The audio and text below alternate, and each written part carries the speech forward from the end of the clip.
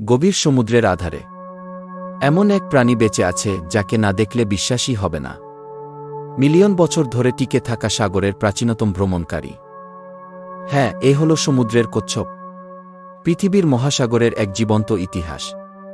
ডাইনোসরের যুগ থেকেই তারা সমুদ্রে ভেসে বেড়াচ্ছে, টিকে গেছে বরফ যুগ আর অসংখ্য ঝড়ের মাঝেও।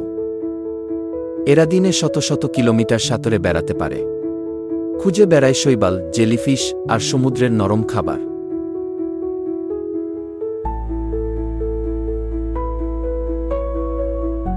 প্রতিটি সি টার্টল জন্ম নেয় বালুর নিচে ছোট্ট একটা ডিম থেকে।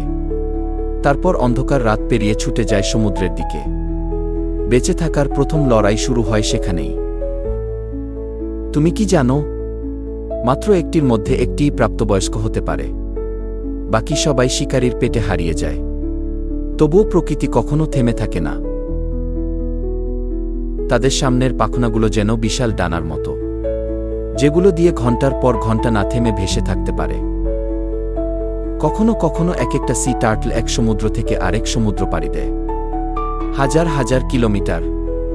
এমন যাত্রা করতে পারে শুধু পৃথিবীর সবচেয়ে সহনশীল প্রাণীগুলো। তাদের নেভিগেশন সিস্টেম অবিশ্বাস্য। জন্মস্থানের বালুকনার চৌম্বক ক্ষেত্র মনে রাখে তারা, আর বছরের পর বছর আবার সেই একই সৈকতে ফিরে আসে ডিম পাড়তে। কিন্তু আজ প্লাস্টিক, দূষণ আর মানুষের লোভে তারা বিলীন হয়ে যাচ্ছে। যদি আমরা না বদলাই, হয়তো একদিন সমুদ্রের এই চিরচেনা ভাসমান ছায়াটা হারিয়ে যাবে চিরতরে।